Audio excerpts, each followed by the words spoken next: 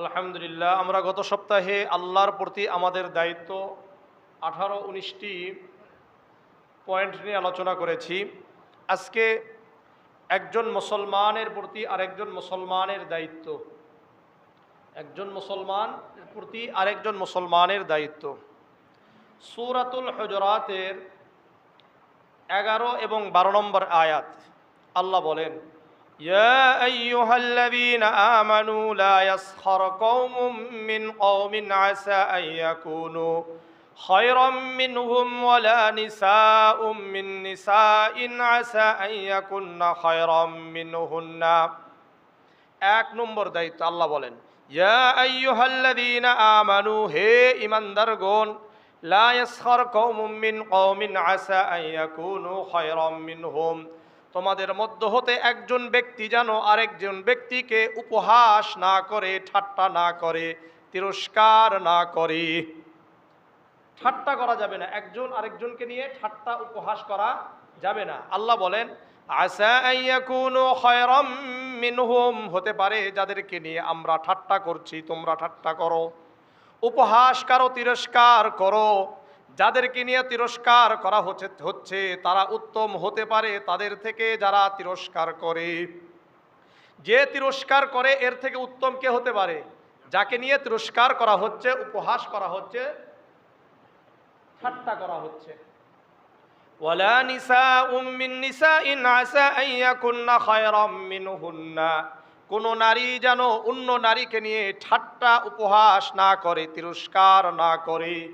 হতে পারে যেই নারীকে নিয়ে ঠাট্টা তিরস্কার উপহাস করা হচ্ছে ওই নারী হতে উত্তম যেই নারী ঠাট্টা তিরস্কার করে। তাহলে 1 নম্বর, আমরা কাউকে নিয়ে ঠাট্টা করব না, উপহাস করব না, তিরস্কার করব না, এটা 1 নম্বর। 2 নম্বর, ওয়ালা তালমিজু আনফুসাকুম, একে অপরকে দোষারোপ করবা না, একে অপরকে দোষারোপ করা যাবে না। 3 নম্বর, ওয়ালা তানাবাজু বিল আলকাব, একে অপরকে খারাপ নামে, মন্দ নামে ডেকো না। নাম পরিবর্তন করে ডাকা হয় না, এই নাম পরিবর্তন করা যাবে না। ওয়ালা তানাবাজু বিল আলকাব, আল্লাহ বলেন, বিসাল ইসমুল ফুসুক বাদাল ঈমান, ঈমান আনার পরে এই কাজগুলো হলো মহাপাপ, খুবই ঘৃণিত কাজ। ওমান লাম ইয়াতুব ফাউলাইকা হুমুজ জালিমুন, এগুলো করার পরে যারা তওবা করে না এরা হলো জালেম, এরা হলো অত্যাচারী। 4 নম্বর, ইয়া আইয়ুহাল্লাযীনা আমানু জতানিবু কাসীরাম মিনাজ যন্নি ইন্না বা'দাজ যন্নি ইসমুন ওয়া লা তাজাসসু ওয়া লা ইয়াগতাব বা'দুকুম বা'দা, হে ঈমানদারগণ, তোমরা ধারণা করা থেকে বেঁচে থাকো, কেননা অনেক ধারণা গুনাহ, অনেক ধারণা কি মন্দ ধারণা করা হয় যেগুলো গুনাহ, সুতরাং খারাপ ধারণা করা যাবে না। ওয়ালা তাজাসসু, 5 নম্বর, তোমরা একে অপরের গোপনীয় দোষগুলোকে বের করার চেষ্টা করো না। কিছু গোপনীয় দোষ সবার মধ্যেই থাকে কি থাকে না? এই যে গোপনীয় দোষগুলো খুঁজে বের করো না, কোনো সন্ধানে লিপ্ত হইও না। আর 6 নম্বর, ওয়ালা ইয়াগতাব বা'দুকুম বা'দা, তোমরা একে অপরের গীবত, পরনিন্দা চর্চা করবা না, পরনিন্দা চর্চা করা যাবে না। পরনিন্দা চর্চা করলে কি হয়? আইয়ুহিব্বু আহাদুকুম আন ইয়াকুলা লাহমা আখিহি মাইতান ফাকারিহতুমু, আল্লাহ বলেন, তোমরা কি এটা পছন্দ করো তোমরা একে অপরের এক ভাই আরেক ভাইয়ের গোশত খাবে? আইয়ুহিব্বু আহাদুকুম আন ইয়াকুলা লাহমা আখিহি, আরেক ভাইয়ের গোশত খেতে তোমরা পছন্দ করো, ফাকারিহতুমু, তোমরা তো এটা পছন্দ করবা না। সুতরাং বুঝা গেল এই আয়াত দ্বারা কেউ যদি কারো গীবত করে, পরনিন্দা চর্চা করে, আঘাতমূলক কথা বলে, তাহলে বুঝতে হবে সে পরনিন্দা চর্চা করছে। আর পরনিন্দা চর্চা করলে কি হয়? যেই ভাইয়ের পরনিন্দা চর্চা করা হলো, গীবত করা হলো, ওই ভাইয়ের গোশত খাওয়া হলো। সুতরাং আমরা এই আয়াত থেকে 6টা কথা, 2টা আয়াত থেকে কয়টা খারাপ অভ্যাস? 6টা খারাপ অভ্যাস। এক নম্বর, বলেন আমরা ঠাট্টা করব না, উপহাস করব না, আমরা কাউকে দোষারোপ করব না, আমরা মন্দ নামে ডাকব না, খারাপ ধারণা করব না, মানুষের গোপনীয় দোষ চর্চা করব না, পরনিন্দা চর্চা করব না। মনে থাকবে ইনশাআল্লাহ। যারা পরনিন্দা চর্চা করে তাদের আরো দুটা হাদিস শুনেন। সুনানে আবি দাউদের 4878 নম্বর হাদিস। عن أنس بن مالك رضي الله تعالى عنه قال قال رسول الله صلى الله عليه وسلم لما عرج بي مررت بقوم لهم أظفار من نحاس يخمشون وجوههم وصدورهم। আনাস ইবনে মালিক রাদিয়াল্লাহু তাআলা আনহু বর্ণনা করেন, আল্লাহর রাসূল সাল্লাল্লাহু আলাইহি ওয়াসাল্লাম বলেন, যখন মেরাজের রাত্রিতে আমি ভ্রমণ করছিলাম ঊর্ধ্ব আকাশে, এমন একটি গোত্রর সামনে, একটা সম্প্রদায়ের সামনে দিয়ে গেলাম, এমন কিছু মানুষের সামনে দিয়ে গেলাম, লাহুম আযফারুম মিন নুহাসিন, যাদের আঙ্গুলের নখগুলো ছিল তামার। কি ছিল? আঙ্গুলের এই যে নখ, এগুলো কি ছিল? তামার ছিল। ইয়াখমিশুনা উজুহাহুম ওয়া সুদুরাহুম, আল্লাহর রাসূল বলেন আমি তাদেরকে দেখলাম ওই তামার আঙ্গুলের নখগুলো দ্বারা তাদের চেহারাগুলো আশ্রাচ্ছিল এবং তাদের বক্ষগুলো আশ্রিয়ে খণ্ড বিখণ্ড করে ফেলছিল।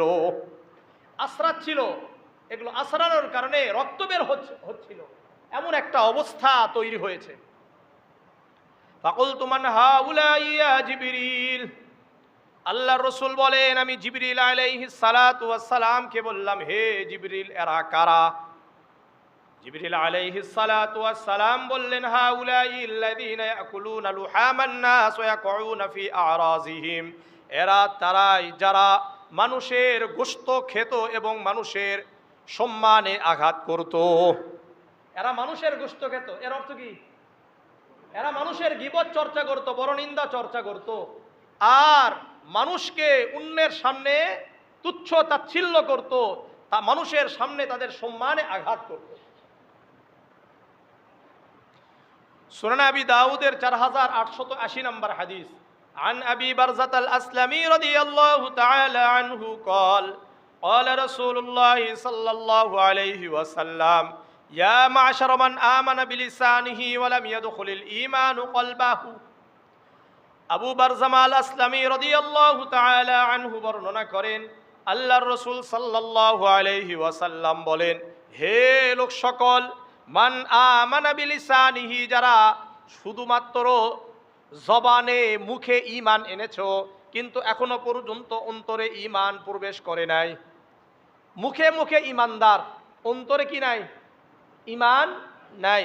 লা তাগতাবুল মুসলিমিন, তোমরা মুসলমানদের একে অপরের গীবত করো না।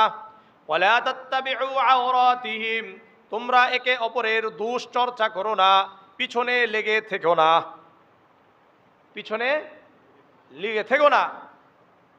ওয়ালা তাত্তাবিউ আওরাতিহিম ফাইন্নাহু মান ইত্তাবা আওরাতিহিম ইয়াত্তাবিউল্লাহু আওরাতাহু, যে ব্যক্তি অন্যের দুশ্চর্চায় লেগে থাকে আল্লাহ রাব্বুল আলামিন তার দোষ খোঁজা শুরু করে দেয়। আমি যদি মুয়াজ্জিন সাহেব হুজুরের দোষ খোঁজা শুরু করি, তাহলে আল্লাহ তাআলা আমার দোষ খোঁজা শুরু করবেন। ওয়া ইয়াত্তাবিউল্লাহু আওরাতাহু ইয়াফদাহু ফি বাইতিহি, আর আল্লাহ রাব্বুল আলামিন যার দোষ খোঁজা শুরু করে দিবে, আল্লাহ রাব্বুল আলামিন তাকে তার ঘরে বসে রেখে তাকে লাঞ্ছিত করবে। আল্লাহ যদি আমাদের দোষ খোঁজা শুরু করে দেয়, তাহলে আল্লাহ তাআলা আমাদেরকে কোথায় বসে লাঞ্ছিত করবে? ঘরে বসেই লাঞ্ছিত করবে। এই জন্য দোষ চর্চা করা যাবে না। রিয়াদুস সালিহিনের 1578 নম্বর হাদিস। عن أبي هريرة رضي الله تعالى عنه قال قال رسول الله صلى الله عليه وسلم إياكم والظن فإن الظن أكذب الحديث। আবু হুরায়রা রাদিয়াল্লাহু তাআলা আনহু বর্ণনা করেন, আল্লাহর রাসূল সাল্লাল্লাহু আলাইহি ওয়াসাল্লাম বলেন, তোমরা খারাপ ধারণা করা থেকে বেঁচে থাকো, কেননা খারাপ ধারণা করা মহাপাপ, মহা মিথ্যা, বড় মিথ্যা খারাপ ধারণা করা। ওয়ালা তাজাসসু ওয়ালা তাহাসসু, তোমরা একে অপরের দোষ চর্চায় লিপ্ত হইও না, গোপন দোষগুলো বের করার চেষ্টা করো না, অনুসন্ধানে লিপ্ত হইও না। ওয়ালা তানাফাসু, 7 নম্বর, ওয়ালা তানাফাসু, তোমরা একজন মুসলমান আরেকজন মুসলমানের সাথে খারাপ কাজে প্রতিযোগিতা করো না। আমরা কি করি? প্রতিযোগিতা করি না?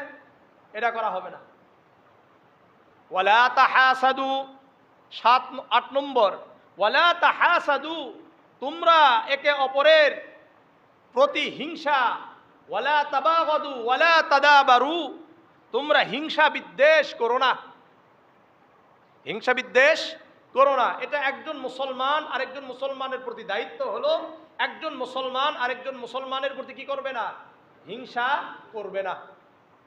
হিংসা করলে ক্ষতি কি? সুনানে আবি দাউদের 4903 নম্বর হাদিস, عن أبي هريرة رضي الله تعالى عنه قال قال رسول الله صلى الله عليه وسلم إياكم والحسد فإن الحسد يأكل الحسنات كما تأكل النار الحطب। আবু হুরায়রা রাদিয়াল্লাহু তাআলা আনহু বর্ণনা করেন, আল্লাহর রাসূল সাল্লাল্লাহু আলাইহি ওয়াসাল্লাম বলেন, তোমরা হিংসা করা থেকে বেঁচে থাকো, কেননা হিংসা, ওয়া ইয়াকুমুল হাসাদ ফাইন্নাল হাসাদা ইয়াকুলুল হাসানাত, কেননা হিংসা তোমাদের আমলগুলোকে এমনভাবে ধ্বংস করে দিবে, জেলে পুড়ে ছাই করে দিবে। কামা তাকুলুন নারুল হাতাব, যেমন নাকি আগুন কাঠকে জ্বালিয়ে দেয়। কাঠ আর আগুন যদি একত্রিত হয় তাহলে কাঠ কি হবে? জ্বলে যাবে কি যাবে না? ঠিক তেমনি ভাবে অন্তরে যদি হিংসা থাকে আর আমলও থাকে, আমল কি হয়ে যাবে? শেষ হয়ে যাবে, ধ্বংস হয়ে যাবে। সুতরাং হিংসা করা যাবে না। ওয়ালা তাহাসাদু ওয়ালা তাদাবারু ওয়ালা তাবাগাদু ওয়া কুনু ইবাদাল্লাহি ইখওয়ানা, তোমরা পরস্পর পরস্পর ভাই ভাই হয়ে যাও। কামা আমারাকুম আল মুসলিমু আখুল মুসলিম, একজন মুসলমান আরেকজন মুসলমানের ভাই। লা ইয়াজলিমুহু, একজন মুসলমান আরেকজন মুসলমানের উপর জুলুম অত্যাচার করতে পারবে না। একজন মুসলমান আরেকজন মুসলমানের উপর জুলুম করতে পারে না। ওয়ালা ইয়াখজুলুহু, একজন মুসলমান আরেকজন মুসলমানকে অসহায় অবস্থায় ছেড়ে দিতে পারে না। ভালো করে বুঝেন, একজন মুসলমান আরেকজন মুসলমানের হক যে সে তার উপর জুলুম করবে না, সে তাকে অসহায় অবস্থায় ছেড়ে দিবে না। আবার ওয়ালা ইয়াহকিরুহু, একজন মুসলমান আরেকজন মুসলমানকে তুচ্ছ তাচ্ছিল্য নগণ্য করবে না। বুঝা আসছে? এরপরে রাসূল বলেন, ওয়াইশিরু ইলা সাদরিহি আত্তাকওয়া হাহুনা আত্তাকওয়া হাহুনা, আল্লাহর রাসূল নিজের বুকের দিকে আঙ্গুল দিয়ে ইশারা করে বললেন, এখানেই তাকওয়া, এখানেই তাকওয়া। বিহাসবি ইমরিইম মিনাশ শাররি আন ইয়াহকিরা আখাহুল মুসলিম, একজন মুসলমানের জন্য যে এই যে মুসলমানটা খারাপ, একজন মুসলমানকে আপনি খারাপ কিভাবে বুঝবেন? আন ইয়াহকিরা আখাহুল মুসলিম, যে আরেকজন মুসলমানকে তুচ্ছ তাচ্ছিল্য করে। একজন মুসলমান যে খারাপ এটা কিভাবে বুঝবেন? এই যে নামে মুসলমান, বুঝবেন কিভাবে? অন্য মুসলমানকে তুচ্ছ তাচ্ছিল্য করে, তুচ্ছ মনে করে। এরপরে রাসূল বলেন, কুল্লুল মুসলিমি আলাল মুসলিমি হারামুন দামুহু ওয়া মালুহু ওয়া ইরজুহু, একজন মুসলমানের উপর আরেকজন মুসলমানের রক্ত হারাম। অর্থাৎ একজন মুসলমান আরেকজন মুসলমানকে হত্যা করতে পারে না। একজন মুসলমান আরেকজন মুসলমানের মাল আত্মসাৎ করতে পারবে না। ওয়াইরজুহু, একজন মুসলমান আরেকজন মুসলমানের সম্মানে আঘাত করতে পারবে না। এই জন্য মুসলমানকে সহিহ বুখারীর 10 নম্বর হাদিস, আন আব্দুল্লাহ ইবনে আমর আনিন নবী সাল্লাল্লাহু আলাইহি ওয়াসাল্লাম قال المسلم من سلم المسلمون من لسانه ويده। আব্দুল্লাহ ইবনে আমর রাদিয়াল্লাহু তাআলা আনহু বর্ণনা করেন, আল্লাহর রাসূল সাল্লাল্লাহু আলাইহি ওয়াসাল্লাম বলেন, প্রকৃত মুসলমান তো ওই ব্যক্তি যেই ব্যক্তির হাত থেকে অন্য মানুষরা অন্য মুসলমান না নিরাপদে থাকে। একজন মুসলমান তো প্রকৃত মুসলমান তখন হবে যখন তার জবান থেকে মুখ দ্বারা অন্য কোনো মুসলমান কষ্ট পাবে না, তারা নিরাপদে থাকবে। যদি আমার মুখের জবানের দ্বারা, মুখের দ্বারা, কথার দ্বারা অন্য কোনো মুসলমান ভাই কষ্ট পায়, তাহলে মনে করতে হবে যে আপনি মুসলমান না প্রকৃত। আপনি যদি হাত দিয়ে আঘাত করেন, লাঠি দিয়ে আঘাত করেন, তাহলে মনে করতে হবে আপনি প্রকৃত মুসলমান না। আপনি নামাজ পড়লেই হবে না। আমি কয়েকটা হাদিস বলতেছি আপনাদেরকে। সহিহ মুসলিমের 6473 নম্বর হাদিস। عن أبي هريرة رضي الله تعالى عنه أن رسول الله صلى الله عليه وسلم قال أتدرون ما المفلس؟ আবু হুরায়রা রাদিয়াল্লাহু তাআলা আনহু বর্ণনা করেন, আল্লাহর রাসূল সাল্লাল্লাহু আলাইহি ওয়াসাল্লাম বলেন, হে আমার উম্মত, হে আমার সাহাবারা, তোমরা কি জানো আমার উম্মতের মধ্যে সবচাইতে নিঃস্ব কে, অসহায় কে? সবচাইতে নিঃস্ব, অসহায়, গরীব, ফকির কে, মিসকিন কে? তোমরা কি জানো? ক্বালু আল মুফলিসু ফিনা মান লা দিরহাম লাহু ওয়ালা মাতাআ। সাহাবারা বললেন, ইয়া রাসূলুল্লাহ, ইয়া হাবিবাল্লাহ, আমাদের মাঝে ওই ব্যক্তি মুফলিস, ওই ব্যক্তি ফকির, ওই ব্যক্তি বেশি অসহায়, নিঃস্ব, যার কাছে টাকা পয়সা নাই, সম্পদ নাই। যার কাছে কি নাই? দিরহাম নাই, টাকা নাই, সম্পদ নাই। আমরা মনে করি এই ব্যক্তি আমাদের মধ্যে সবচাইতে গরীব, নিঃস্ব, অসহায়। রসুল বললেন, রসুল বললেন, না না, ইন্নাল মুফলিসা মিন উম্মতি ইয়াউমাল কিয়ামাহ। আল্লাহর রসুল বললেন, আমার উম্মতের মধ্য হতে ওই ব্যক্তি কিয়ামতের ময়দানে সবচাইতে বেশি নিঃস্ব হবে। ইন্না মিন উম্মতি ইয়াউমাল কিয়ামাতি ইয়াতি বিসলাতিন ওয়া সিয়ামিন ওয়া যাকাতিন। আমার উম্মতের মধ্য হতে যেই ব্যক্তি অনেক নামাজের সওয়াব নিয়ে কিয়ামতের ময়দানে আসবে, অনেক রোজার সওয়াব নিয়ে কিয়ামতের ময়দানে আসবে, অনেক যাকাত দেওয়ার সওয়াব নিয়ে কিয়ামতের ময়দানে আসবে, অনেক হজ করেছে, অনেক কিছু করেছে, অনেক আমল নিয়ে কিয়ামতের ময়দানে আসবে। ওয়াতি কদ শাতামা হাযা ওয়া কাযাবা হাযা ওয়া আকলা মাল হাযা ওয়া সাফাকা দামা হাযা ওয়া দারাবা হাযা। কিন্তু সে অনেক নামাজ নিয়ে আসছে, অনেক যাকাতের সওয়াব নিয়ে আসছে, অনেক রোজার সওয়াব নিয়ে এসেছে, কিন্তু দুনিয়াতে কয়েকটা খারাপ কাজ করেছে। কি করছে? ওয়াতি কদ শাতামা হাযা, কাউকে গালি দিয়েছিল। কাউকে কি করছে? গালি দিয়েছিল। ওয়া শাতামা হাযা ওয়া কাযাবা হাযা, কাউকে অপবাদ দিয়েছিল, কারো গীবত চর্চা করে আসছিল, অথবা কাউকে অপবাদ দিয়েছিল। একটা কাজ করে নাই, কিন্তু বলে দিয়েছেন যে এই কাজ করেছে। আমি খারাপ কাজ করি নাই, কিন্তু আমাকে অপবাদ দিয়ে কি করা হয়েছে? আমাকে অপবাদ দেওয়া হয়েছে যে এই কাজের সাথে আমি কখনো লিপ্তই ছিলাম না। এরকম হয় কি হয় না? হচ্ছে। শাতামা হাযা, এরপরে রসুল বলেন, ওয়া আকালা মাল হাযা, মানুষের মাল আত্মসাৎ করেছে, টাকা সম্পদ আত্মসাৎ করেছে। বিভিন্নভাবে টাকা আত্মসাৎ করা হয় কি হয় না? বর্তমান সমাজের মধ্যে বিচারের নাম দিয়ে আত্মসাৎ করে টাকা পয়সা। কথা বুঝেন নাই? অন্যায়ভাবে বিচার করে করে কি করে? এলাকার থেকে টাকা নাই। আপনি ওই টাকা দিয়ে যদি সারা জীবন 10টা মসজিদও বানান, কোনো কাজের না। বুঝেন নাই? 10 বার যদি হজ করেন, কোনো কাজ আসবে না।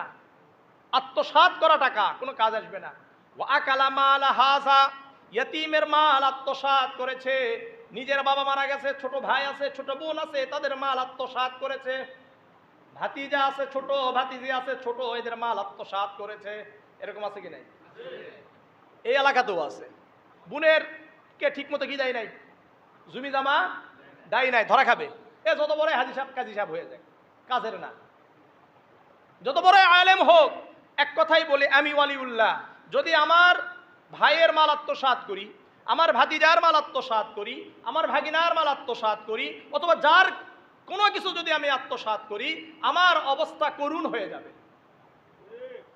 ওয়া আকালা মাল হাযা ওয়া সাফাকা দামা হাযা, কাউকে খুন করেছে, কাউকে গুলি করে মারছে, কাউকে হত্যা করেছে, ওয়াসাফাকা দামা হাজা, এই করে আসছে, অদরবা হাজা, কাউকে থাপ্পড় দিয়েছে, এই কাজগুলা করে এগুলোও করেছে, আবার নামাজও পড়ছে, রোজাও রাখছে, যাকাতও আদায় করছে, মাথায় টুপিও ছিল, দাড়িও ছিল, হজও করছে, সবই করছে।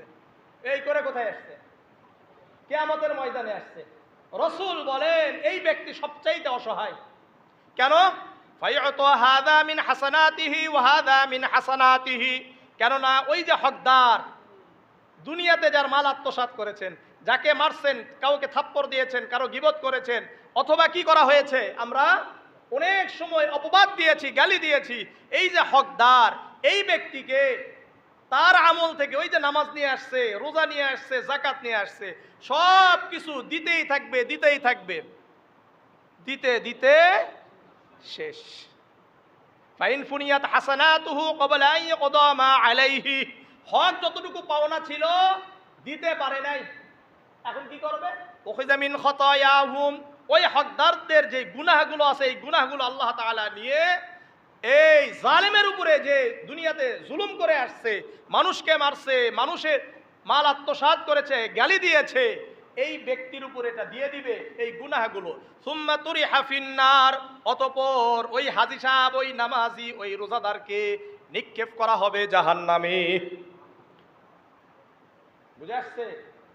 এই জন্য চিন্তা করবেন কাউকে থাপ্পড় দেওয়ার আগে, চিন্তা করবেন কারো রক্ত ঝরানোর আগে, চিন্তা করবেন কারো মাল আত্মসাৎ করার পূর্বে, চিন্তা করবেন কাউকে গালি দেওয়ার আগে, চিন্তা করবেন কাউকে অপবাদ দেওয়ার আগে, চিন্তা করবেন কারো কারো গীবত করার আগে, যে কিয়ামতের ময়দানে আজকে কোনো বিচার হচ্ছে না, কিন্তু কিয়ামতের ময়দানে অবশ্যই অবশ্যই করায় গুন্ডাই হিসাব করে আল্লাহ রাব্বুল আলামিন কাউকে জান্নাত দিবেন, কাউকে জাহান্নাম দিবে।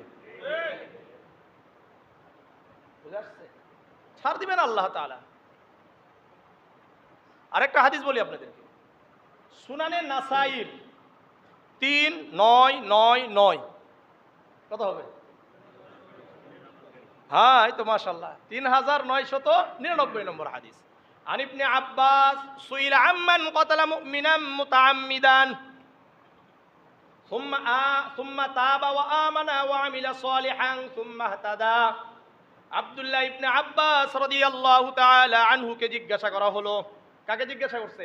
আব্দুল্লাহ ইবনে আব্বাসকে, ওই ব্যক্তি সম্পর্কে যে ব্যক্তি একজন মুসলমান মুমিনকে ইচ্ছাকৃতভাবে হত্যা করেছে, একেবারে ইচ্ছাকৃতভাবে হত্যা করছে একজনকে, ইচ্ছাকৃতভাবে।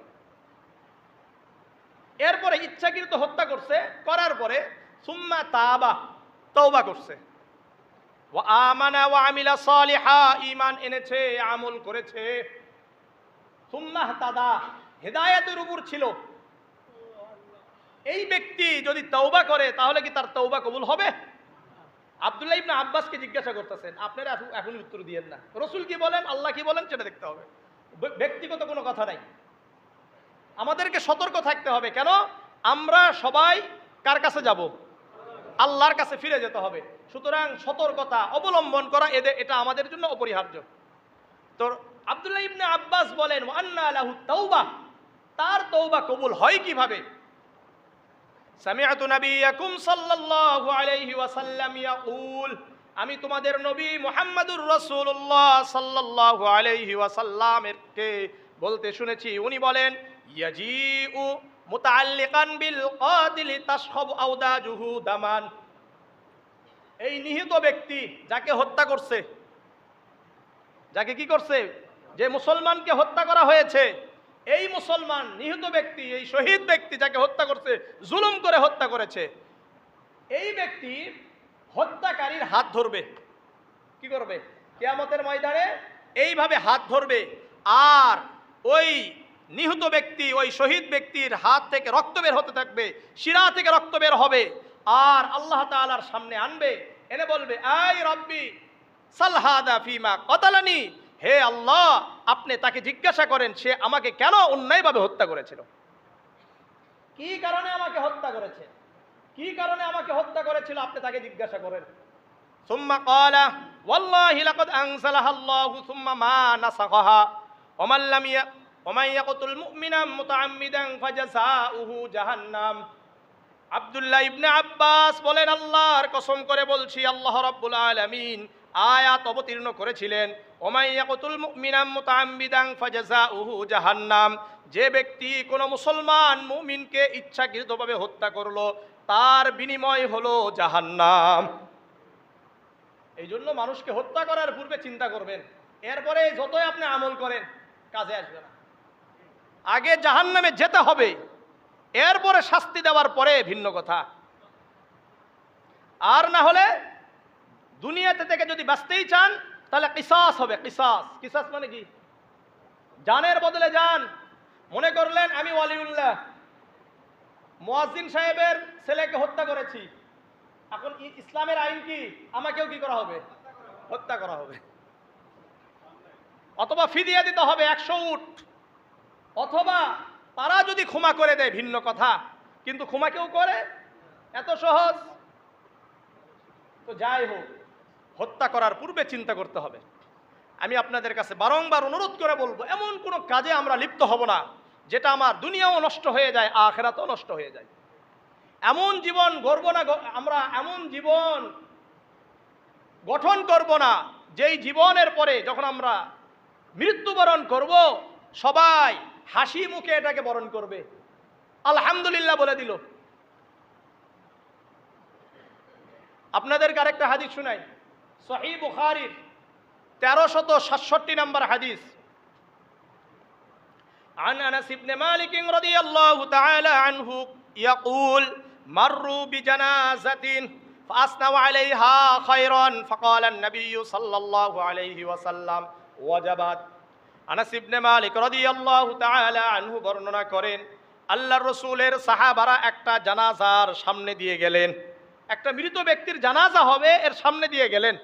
আসনাউ আলাইহা খায়রান, সাহাবারা ওই ব্যক্তির প্রশংসা করলো। কি করছে? প্রশংসা সূচক মন্তব্য করেছে। ফাকালান নবী সাল্লাল্লাহু আলাইহি ওয়াসাল্লাম ওয়াজাবাত, আল্লাহর রাসূল বললেন ওয়াজিব হয়ে গেছে। কি বলছে? ওয়াজিব হয়ে গেছে। সুম্মা মাররু বিউখরা, আবার কিছুক্ষণ পরে আরেকটা জানাজা, আরেকটা মৃত ব্যক্তির সামনে দিয়ে গেছে। ফাসনাউ আলাইহা শাররান, আবার সাহাবারা ওই ব্যক্তি সম্পর্কে, দ্বিতীয় যে জানাজা, দ্বিতীয় যে ব্যক্তি মৃত ব্যক্তির সামনে দিয়ে গেছে, আল্লাহর রাসূলের সাহাবারা নিন্দা সূচক মন্তব্য করেছে, অর্থাৎ খারাপ মন্তব্য করেছে। ফাকালা ওয়াজাবাত, আল্লাহর রাসূল বললেন ওয়াজিব হয়ে গেছে। ভালো মন্তব্য করছে, আল্লাহর রাসূল বললেন ওয়াজিব হয়ে গেছে। খারাপ মন্তব্য করেছে, আল্লাহর রাসূল বলেছেন ওয়াজিব হয়ে গেছে। ফাকালা উমর ইবনুল খাত্তাব রাদিয়াল্লাহু তাআলা আনহু মা ওয়াজাবাত ইয়া রাসূলুল্লাহ। উমর ইবনুল খাত্তাব রাদিয়াল্লাহু তাআলা আনহু বললেন, ইয়া রাসূলুল্লাহ ওয়াজাবাত কি? ওয়াজাব কি? ওয়াজিব হয়েছে? আপনি খালি বললেন যে ওয়াজাবাত ওয়াজাবাত, দুই জায়গায় বললেন, কি ওয়াজিব হয়েছে? ফাকালা রাসূলুল্লাহ সাল্লাল্লাহু আলাইহি ওয়াসাল্লাম হাযা আসনাইতুম আলাইহি খায়রান ওয়াজাবাত লাহুল জান্নাহ, তোমরা যে ব্যক্তি সম্পর্কে ভালো ধারণা করলে, ভালো প্রশংসা করলে, ওই ব্যক্তির জন্য জান্নাত ওয়াজিব হয়ে গেছে।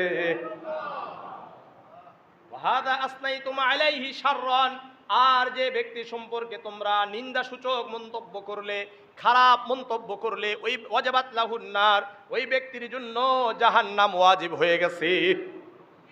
একজন ব্যক্তি মারা গেছে, খুব এলাকায় খুব কি করতো? অনিষ্টতা চালাতো, যাকে তাকে ধরে মারতো, যার তার কাছ থেকে কি করতো? টাকা মাল আত্মসাৎ করতো, যাকে তাকে গালি দিত।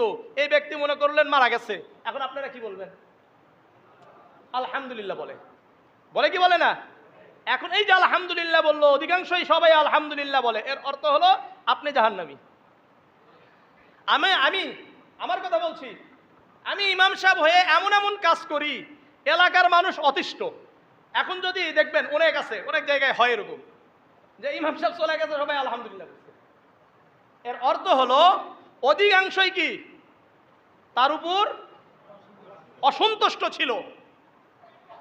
আমি এমন কোনো কাজ করলাম যেই কাজের কারণে আপনারা অসন্তুষ্ট হলেন, আমি মারা গেলাম, আপনারা কি বললেন? আলহামদুলিল্লাহ বললেন। তাহলে আমার জন্য জাহান্নাম ওয়াজিব না জান্নাত ওয়াজিব? জাহান্নাম ওয়াজিব। আর যদি আমি মারা গেলাম, আপনারা সবাই ভালো মন্তব্য করলেন, তাহলে জান্নাত ওয়াজিব। বলেছেন কে? রাসূলুল্লাহ সাল্লাল্লাহু আলাইহি ওয়াসাল্লাম। সহিহ বুখারীর 1367 নম্বর হাদিস। আপনারা আবার বলতে পারেন যে হুজুর কোন জায়গা থেকে বললেন? এরপরে রাসূল বলেন আনতুম শুহাদাউল্লাহি ফিল আরদ, কেননা তোমরা তো দুনিয়াতে আল্লাহ তাআলার সাক্ষী। দুনিয়াতে কে কি করে এর সাক্ষী কারা? আমরা না? আমরা তো সব দেখি কে কি করতেছে। আপনারা দেখেন না আমি কি করি? দেখেন কি দেখেন না? আমি আপনাদেরকে আপনাদের অবস্থা দেখি, আপনারাও কিন্তু আমার অবস্থা দেখেন। তো আমরা কে কি করি এটা কিন্তু আমরা জানি। সুতরাং ভালো করলে আলহামদুলিল্লাহ, অর্থাৎ মারা গেলে ইন্না লিল্লাহি ওয়া ইন্না ইলাইহি রাজিউন। ভাইটা মারা গেছে, কত ভালো ছিল, আবার মারা গেছে, আলহামদুলিল্লাহ, ভালো হয়েছে, খারাপ হয়েছে, ভালো হয়েছে, গেছে, ভালো হয়েছে। অতিষ্ঠ করে মারছে আমাদেরকে, এলাকা শেষ করে দিছে, হয় কি হয় না? আল্লাহ বুঝার তৌফিক দান করেন, আল্লাহ বুঝার তৌফিক দান করেন, আল্লাহ আমাদেরকে নেককার হয়ে যাওয়ার তৌফিক দান করেন। এমন জীবন আমরা গঠন করব, মরব যখন আমরা এই পুরা দুনিয়াটা কাঁদবে। এমন জীবন গঠন করব না যে মরে যাওয়ার পরে পুরা দুনিয়াটা হাসবে। আপনাদের হাতে পায়ে ধরে বলছি, এমন কোনো কাজ করবেন না যে আগামীতে আপনাদের সন্তানরা আপনার পরিচয় দিতে লজ্জা বোধ করে। এমন কোনো কাজ করবেন না যেই কাজ করলে, আমার কথাও বলছে, আপনাদের খালি কথা না, আমারও উচিত নয় এমন কোনো কাজ করা যেই কাজ করলে আমার সন্তান পরবর্তীতে বলতে অর্থাৎ আমার পরিচয় দিতে লজ্জাবোধ করে।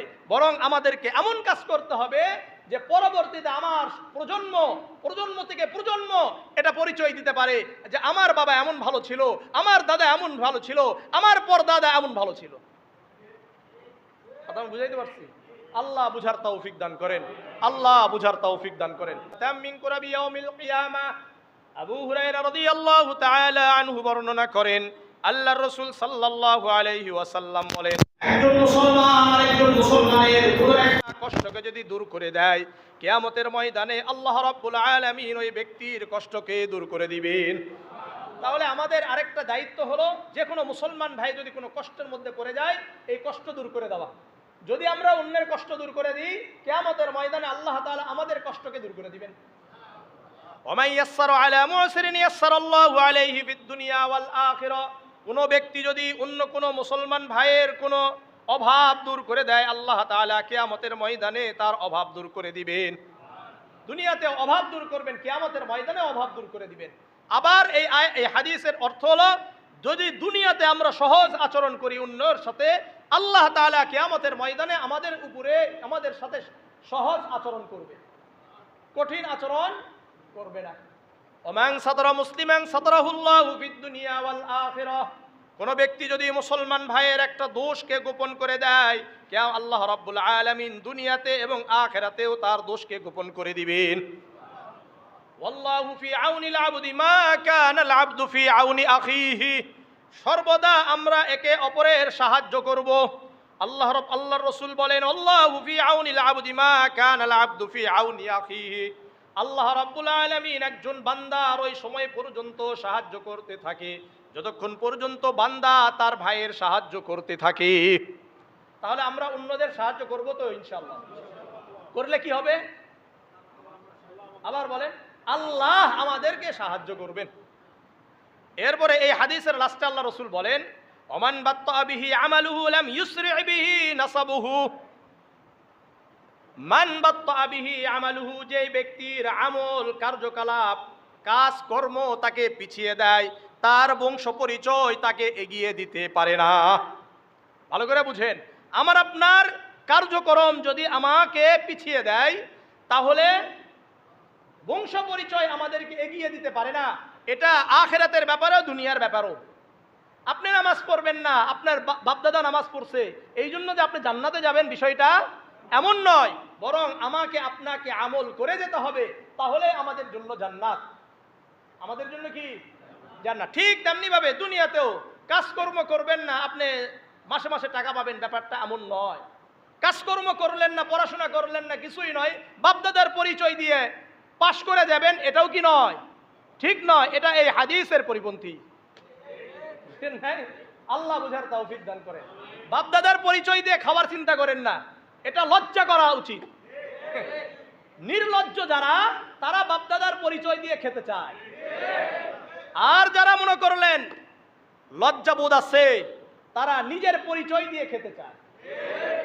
আমাদের উচিত আমরা এমন কাজ করব যেন বাবা আমাদের পরিচয় দিয়ে খায়। কথা বুঝেন নাই? কিন্তু আমরা কি করি? উল্টো। বাপের খাওয়া, খালি বাপ না, দাদার দিয়া খাওয়ার চিন্তা ভাবনা।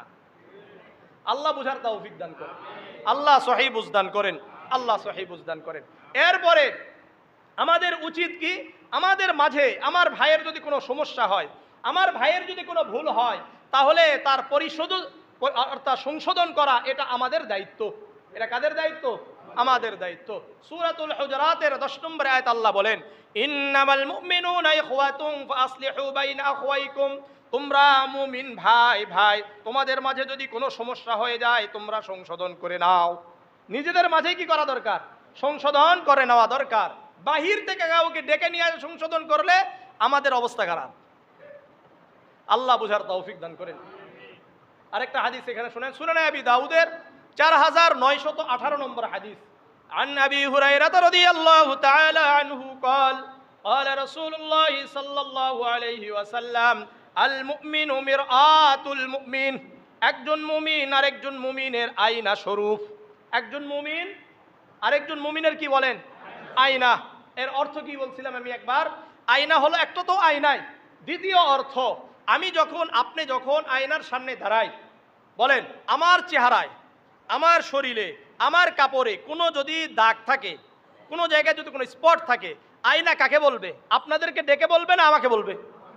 আবার বলেন, আমাকে বলবে। অর্থাৎ যে ব্যক্তি আয়নার সামনে দাঁড়িয়েছে তাকেই তার দোষগুলো বলে দেয়, যে তোমার চেহারায় এই সমস্যা আছে, তোমার গালে এই সমস্যা আছে, তোমার দাড়ির এখানে খাবার লেগে আছে, তোমার মুজে এখানে কিছু লেগে আছে, তোমার কাপড়ে এটা লেগে আছে। আয়না কাকে বলে? যে ব্যক্তি আয়নার সামনে দাঁড়িয়েছে। ঠিক তেমনি ভাবে প্রত্যেক মুমিন আরেকজন মুমিনের আয়না। এর অর্থ হলো যেই মুমিনের ভুলগুলো আমার সামনে পড়ে যাবে আমি স্বয়ং তাকেই কি করব? বলে সংশোধন করে দিব। এটা অন্যদেরকে বলা ঠিক না। আল্লাহ বুঝার তৌফিক দান করেন, আল্লাহ বুঝার তৌফিক দান করেন। ওয়াল মুমিনু আখুল মুমিন, একজন মুমিন আরেকজন মুমিনের ভাই। ইয়াকুফু আলাইহি সাইআতাহু, আল্লাহর রাসূল বলেন একজন মুমিনের কোনো ক্ষতি হচ্ছে এটার হেফাজত করার দায়িত্ব আরেকজন মুমিনের। ওয়া ইয়াহুদুহু মিন ওয়ারাইহি, একজন মুমিন এলাকায় নাই, বাড়িতে নাই, তাহলে বাড়িতে যেহেতু নাই, এখন তার ঘরের হেফাজত, তার বাড়ির হেফাজত, তার সম্পদের হেফাজতের দায়িত্ব তার প্রতিবেশী আরেকজন মুসলমান মুমিনের। অথচ আমরা কি করি? চা খালি গেলেই সুযোগ একটা, কি বাড়িতে নাই, এখন একটা সুযোগ নিয়ে নিচ্ছে, নাই কি নাই না? আল্লাহ হেফাজত করেন। আমাদের উচিত কি ছিল আর করলামটা কি? করার দরকার একটা, করি কি আরেকটা। জামিআ তিরমিজির 2736 এবং 37 নম্বর হাদিস। আনা আলী রাদিয়াল্লাহু তাআলা আনহু قال قال رسول الله صلى الله عليه وسلم للمسلم على المسلم ست بالمعروف। আলী ইবনে আবি তালিব রাদিয়াল্লাহু তাআলা আনহু বর্ণনা করেন, আল্লাহর রাসূল সাল্লাল্লাহু আলাইহি ওয়াসাল্লাম বলেন, একজন মুসলমানের উপর আরেকজন মুসলমানের হক হলো 6টা। কয়টা? 6টা। এটার আলোচনা আমি আপনাদের সাথে একবারে দীর্ঘ বিস্তারিত আলোচনা করেছিলাম, আর এবারের আলোচনাটা আমি নিয়ে আসছি বিভিন্ন হাদিস থেকে। লিল মুসলিমি আলাল মুসলিমি সিত্তুন বিল মারুফ, 6টা। ইসাল্লিমু আলাইহি ইযা লাকিয়াহু, যখন একজন মুসলমান আর একজন মুসলমানের সাথে সাক্ষাৎ হবে সঙ্গে সঙ্গে বলা আসসালামু আলাইকুম ওয়া রাহমাতুল্লাহি ওয়া বারাকাতুহু। দ্বিতীয় নাম্বার এখানে ওয়ায়ুজিবুহু ইযা দাআহু, যখন দাওয়াত দিবে দাওয়াত গ্রহণ করা। 3 নম্বর ওয়াইশাম্মিতুহু ইযা আতাসা, কেউ হাঁচি দেওয়ার পরে বলবে আলহামদুলিল্লাহ, সঙ্গে সঙ্গে বলা ইয়ারহামুকুমুল্লাহ। আর যিনি হাঁচি দিয়েছেন আলহামদুলিল্লাহ বলেছেন উনি আবার বলবেন ইয়াহদিকুমুল্লাহু ওয়া ইউসলিহু বালাকুম। বুঝা আসছে? ওয়া ইয়াউদুহু ইযা মারিদা, কেউ যদি অসুস্থ হয় তার সেবা করা, তাকে দেখতে যাওয়া। ওয়া ইয়াতবাউ জানাজাতাহু, কেউ যদি মারা যায় তার জানাজায় অংশগ্রহণ করা। কি করা? অংশগ্রহণ করা। এখানে কিন্তু ভালো একটা ব্যাপার, যারা আল্লাহওয়ালা হয় তাদের দুনিয়াতে টাকা পয়সা কিচ্ছু নাই, কিন্তু দেখবেন তার জানাজার মানুষের অভাব নাই। আছে? তার মানুষের অভাব আছে জানাজার? আর অনেক টাকা পয়সা আছে, জুলুম করেছে, অত্যাচার করেছে, আত্মসাৎ করে খেয়ে খেয়ে বড় হয়েছে, কয়েকটা বাড়ি আছে, কিন্তু দেখবেন তার জানাজায় মানুষ নাই। আর থাকলেও যারা বেনামাজি অজুবিহীন অবস্থায় কোথায় গেছে? জানাজায় গেছে। আছে কি নাই? আপনি দুনিয়াদারদের জানাজাগুলো দেখেন না? দেখেন নাই আপনারা? নারী পুরুষ একসাথে ঢুকে আল্লাহু আকবার, এ জানাজা হইছে, জানাজা হইছে। আবার এমন জীবন গঠন করেন না যে আল্লাহওয়ালারা উলামায়ে কেরামরা আপনার জানাজা পড়াইতেই কি চায় না, যেতে চায় না, এমন যেন না হয়। যেতে কিন্তু একদিন হবেই না। আপনারা বেঁচে থাকবেন সবাই, আমি বেঁচে থাকবো। আমি যদি এমন জীবন গঠন করলাম যে আমি মারা গেছি, আপনারা কেউ নেই, কেমন হবে বিষয়টা? ভালো হবে? আল্লাহ বুঝার তৌফিক দান করেন। ওয়াতবাউ জানাজাতাহু, জানাজায় অংশগ্রহণ করা। ওয়া ইউহিব্বু লাহু মা ইউহিব্বু লিনাফসিহি, নিজের জন্য যা পছন্দ করা অন্যের জন্য তাই পছন্দ করা, অন্যের কল্যাণ কামনা করা, এটা একজন মুসলমানের দায়িত্ব। জামিয়া তিরমিজির ৭৩৬ বললাম, ৩৭ নম্বর হাদিসে পুরোটাই ঠিক আছে, কিন্তু আবু হুরায়রা রাদিয়াল্লাহু তাআলা আনহু থেকে বর্ণিত শেষের কথা, ওয়া ইয়ানসাহু লাহু ইযা গাবা আও শাহিদা, উপস্থিত অনুপস্থিত সর্ব অবস্থায় কল্যাণ কামনা করা। সর্ব অবস্থায় কি করা? কল্যাণ কামনা করা। শুধু তাই নয়, অন্যের কল্যাণ কামনা করা, একজন মুসলমান আরেকজন মুসলমানের কল্যাণ কামনা করা, এটা ঈমান পরিপূর্ণ হওয়ার আলামত। সহিহ বুখারীর 13 নম্বর হাদিস, আন আনাস ইবনে মালিক রাদিয়াল্লাহু তাআলা আনহু قال قال رسول الله صلى الله عليه وسلم لا يؤمن احدكم حتى يحب لاخيه ما يحب لنفسه। আনাস ইবনে মালিক রাদিয়াল্লাহু তাআলা আনহু বর্ণনা করেন, আল্লাহর রাসূল সাল্লাল্লাহু আলাইহি ওয়াসাল্লাম বলেন, তোমাদের মধ্যে কেউ প্রকৃত মুমিন ওই সময় পর্যন্ত হতে পারবা না যতক্ষণ পর্যন্ত নিজের জন্য যা পছন্দ করো এটা অন্য ভাইয়ের জন্য পছন্দ করবা না। তাহলে আমার আপনার জন্য যা পছন্দ করি অন্যের জন্য তাই কি করতে হবে? পছন্দ করতে হবে। অর্থাৎ এটা আমাদের অঙ্গীকারবদ্ধ হতে হবে অন্যের কল্যাণ কামনায়, অন্যের কল্যাণ কামনায়, না খালি নিজে খাবেন সব। হ্যাঁ, আমি আপনাদের কাছে একটা কথা জিজ্ঞাসা করি, বলেন তো, একই পরিবার থেকে 4 জন সবাই চাকরি, আরেক পরিবারে একজনও চাকরি পাচ্ছে না, এখানে কি কল্যাণ কামনা? না না, এটাই তো কল্যাণ কামনা। না খেয়ে আছে কল্যাণ কামনা এটা? বরং কল্যাণ কামনা হলো প্রত্যেকটা পরিবার থেকে একজন করে চাকরিজীবী হোক, যেন সবাই কি করতে পারে, বৌসল যা আছে সবাইকে নিয়ে চলতে পারে, এটা দরকার না? কি বলেন আপনারা? সহিহ বুখারীর 2157 নম্বর হাদিস, আন জারীর ইবনে আব্দুল্লাহ রাদিয়াল্লাহু তাআলা আনহু قال بايعت رسول الله صلى الله عليه وسلم على شهادتي আল্লা ইলাহা ইল্লাল্লাহ ওয়া আন্না মুহাম্মাদার রাসূলুল্লাহ।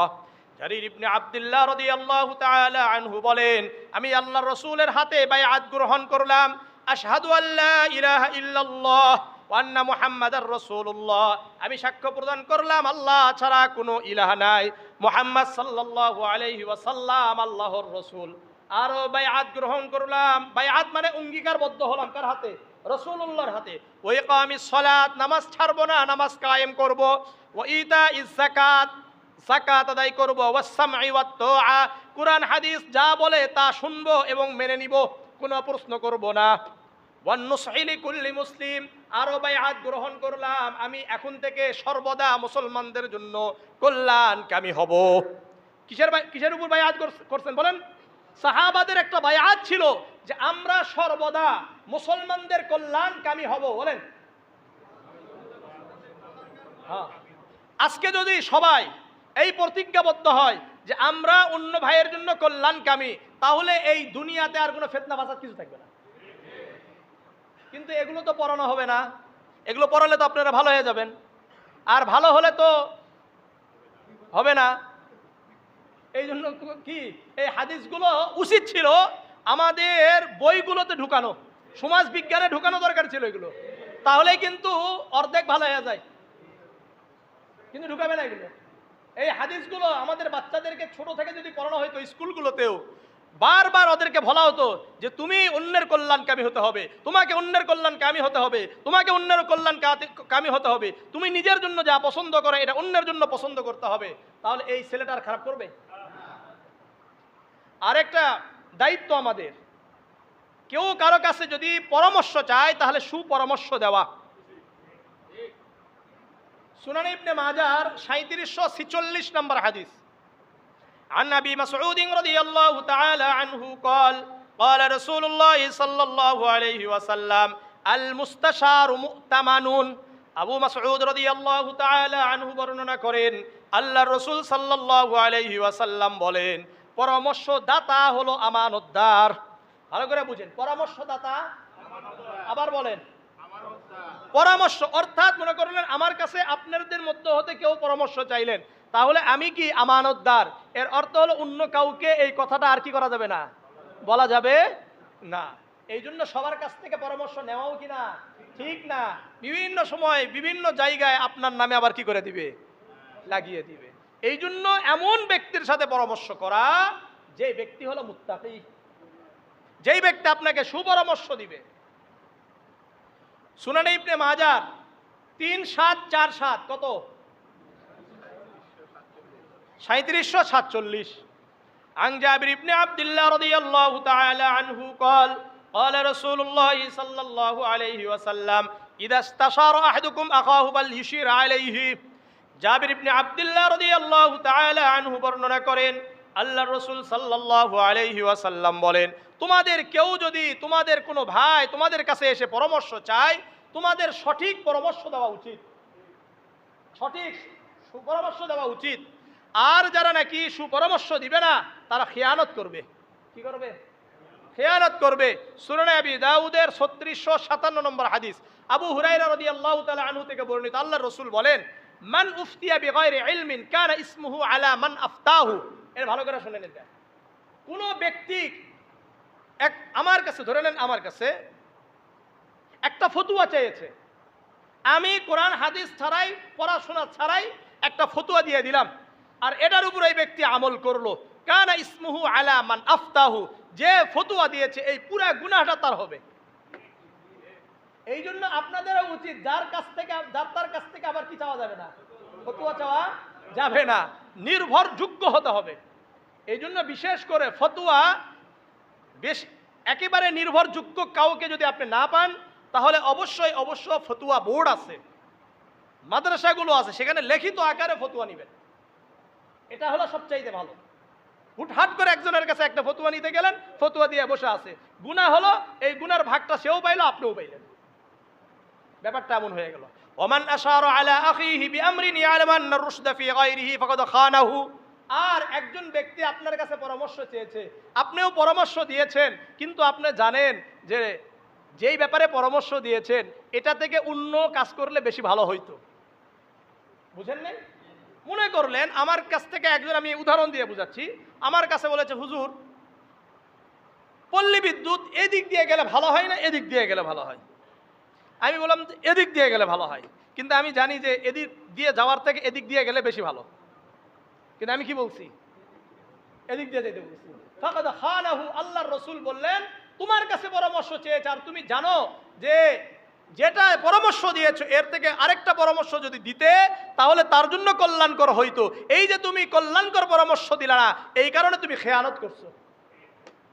এই জন্য যার তার কাছ থেকে পরামর্শ চাওয়া যাবে না, কিন্তু যাদের কাছে পরামর্শ চাইবে, আমি মুসলমান হিসাবে আরেকজন মুসলমানের উপর দায়িত্ব যে সুপরামর্শ দেওয়া, এবং একজন মুসলমান আরেকজন মুসলমানের সর্বদা কৃতজ্ঞ থাকা। সবাই সবার উপকার করে কি করে না? মাল্লাম ইয়াশকুরিন নাস লাম ইয়াশকুরিল্লাহ। যে ব্যক্তি অন্য ভাইয়ের কৃতজ্ঞ হয় না, ওই ব্যক্তি আল্লাহ তাআলারও কৃতজ্ঞ হয় না। মনে থাকবে তো ইনশাআল্লাহ। আল্লাহ রাব্বুল আলামিন আমাদের সবাইকে ব্যাপক কিছু অনেকগুলো নিয়ে আলোচনা করলাম, এগুলো যেগুলো খারাপ, এই খারাপগুলো থেকে আমাদেরকে বিরত থাকার তৌফিক দান করেন। আল্লাহ রাব্বুল আলামিন আমাদেরকে খারাপ কাজগুলো থেকে বিরত থাকার তৌফিক দান করেন। জুলুম অত্যাচার করা থেকে আল্লাহ তাআলা আমাদেরকে হেফাজত করেন, অন্যায় করা থেকে হেফাজত করেন, মানুষের মাল আত্মসাৎ করা থেকে হেফাজত করেন, গীবত চর্চা করা থেকে হেফাজত করেন, মানুষকে মারধর করা থেকে হেফাজত করেন। সুবহানাকাল্লাহুম্মা বিহামদিকা আশহাদু আল্লা ইলাহা ইল্লা আনতা আস্তাগফিরুকা ওয়া আতুবু ইলাইক।